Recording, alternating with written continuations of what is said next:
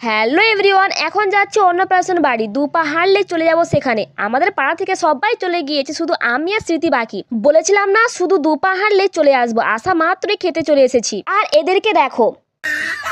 कौन है ये लोग? कहाँ से आते हैं? তারপরে খেতে বসে পড়েছি। এখানে ভাইয়ের কথা শোনো।